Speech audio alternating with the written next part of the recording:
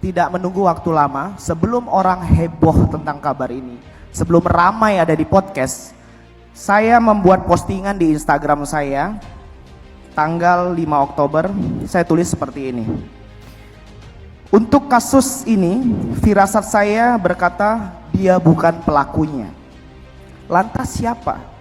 Kalau ada pihak yang membutuhkan keterangan lebih jelas, saya bisa menjelaskan dan saya bongkar habis-habisan apa yang disembunyikan oleh mereka. Pada saat itu, saya langsung ditelepon oleh pejabat tinggi di negeri ini. Ini saya senang nih berbicara seperti ini. Saya ditelepon, tapi saya tahu dia telepon pasti tentang postingan ini. Akhirnya, saya tidak angkat telepon itu dan dia chat saya. Saya akan bacakan chatnya. Ini sangat memalukan. Intinya dia bilang begini. Wirang, selamat malam, apa kabar? Saya sampaikan karena tahu saya langsung membalas pesan itu. Dan ini saya posting di Instagram saya. Assalamualaikum warahmatullahi wabarakatuh. Alhamdulillah kabar baik pak. Hehe. Lalu dia tanya, bisa telepon? Saya katakan, siap salah. Izin, saya di jalan, kita chat saja nanti. Mengapa saya tidak angkat telepon itu? Karena saya tahu ada orang yang sudah tidak enak tidur dan dia tidak sabar untuk nyuruh saya take down postingan itu. Dan akhirnya dia tidak bisa menahan sabarnya, dia tulis di chat ini. Itu postingan Instagram kamu di take down, Wir, nanti jadi rame. Biar Wirang aman, saya peduli dengan Wirang kapan kita ketemu. Ini semakin menarik dalam hati saya. Saya hanya baru membuat firasat tulisan, tapi sudah ada orang yang intervensi saya untuk saya harus men-take down postingan saya. Pada saat itu saya tidak take down. Saya posting lagi di Instagram saya, ada staf Bapak Menteri yang langsung beri atensi kepada saya, Wirang maju terus, jangan mundur. Akhirnya saya terus berbicara. Dari itu saya langsung melihat semuanya dan saya pelajari satu persatu, saya tonton sidangnya, saya tonton semua filmnya. Lalu saya posting foto Om Otto Hasibuan dengan Jessica. Anda tahu itu tanggal berapa? Tanggal 5 Oktober. Saya buat postingannya seperti ini. Jangan hanya berujuk pada perilaku dalam teori circumstance evidence. Meski reaksi fisikofisiologi, suatu pendekatan psikologis semata itu wajib dilakukan uraiannya. Ada pendapat ahli menurut saya jumping into conclusion. Maaf kalau saya salah karena saya bukan anak hukum. Tapi atas kasus ini saya jadi ingin kuliah hukum. Lalu saya tulis lagi, ada pendapat ahli menurut saya jumping into conclusion, prematur oleh sebab yang sesungguhnya. Saya langsung berpikir, ini semua hanya karena asumsi. Kenapa saya speak up seperti ini? Karena ini semua agar asumsi subjektif tidak menjadi pedang menghakimi seseorang. Lalu saya lanjut lagi berpikir, bagaimana saya bisa bertemu dengan Om Otto Hasibuan? Banyak netizen membuli saya habis-habisan.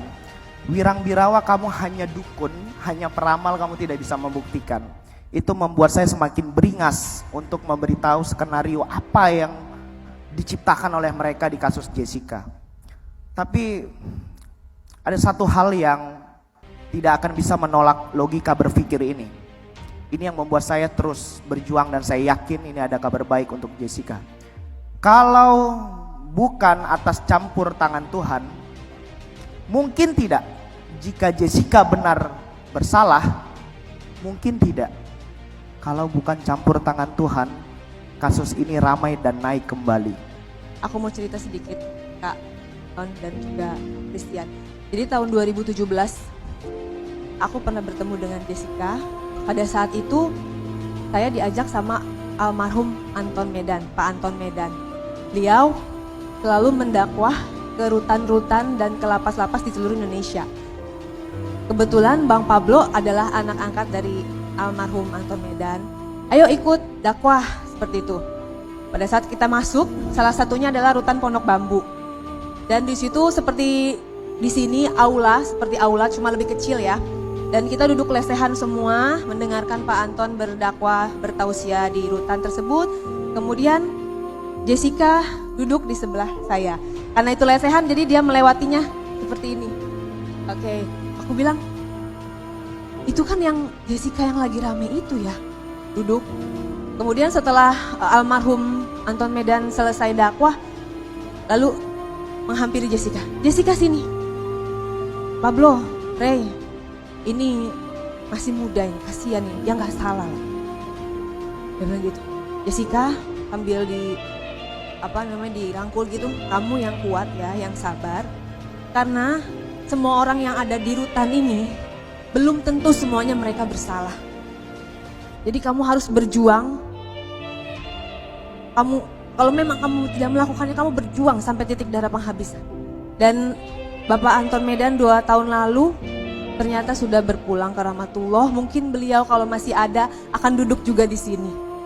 Karena beliau tahu sekali di dalam dan sering mengunjungi berdakwah di dalam sana. Kemudian setelah itu aku mau bilang karena aku mendengar podcast di influencer yang followernya sudah 21 juta ya. Ada yang mengatakan bahwa tidak ada bukti Jessica di dalam sel T atau sel tikus. Saya sudah melakukan riset. Saya sudah mengumpulkan bukti-bukti dengan tim investigasi saya sendiri. Hati saya terketuk ya, karena saya tahu di dalam sana seperti apa. Kemudian saya mengundang Bapak, pada saat itu Bapak AKBP, Bapak Beni Leo Betty sebagai mantan Kasubdit Pamtah Polda Metro Jaya. Kemudian saya podcast bagaimana pada saat Bapak menjabat selama 8 tahun di Tahti Polda Metro Jaya. Bagaimana Jessica? Jessica pada saat pertama kali masuk langsung dimasukkan ke sel T. Atas perintah siapa? Atas atensi penyidik. Jadi minta disendirikan dahulu.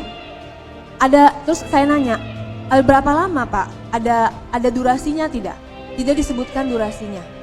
Sampai katanya Jessica mengalami perubahan perilaku. Perilaku yang seperti apa menurut saya? Tidak ada yang.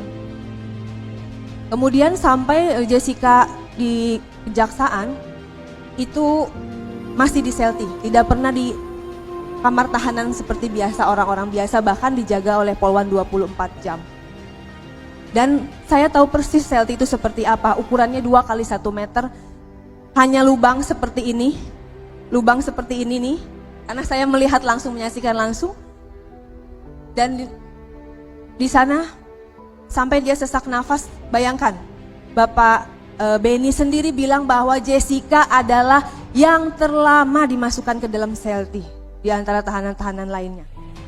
Hanya ada beberapa tahanan seperti bandar narkoba, dia dimasukkan juga hanya dalam jangka waktu beberapa hari, tapi Jessica nomor 1 terlama dan tidak pernah pindah sampai dia masuk ke rutan Pondok Bambu, seperti itu.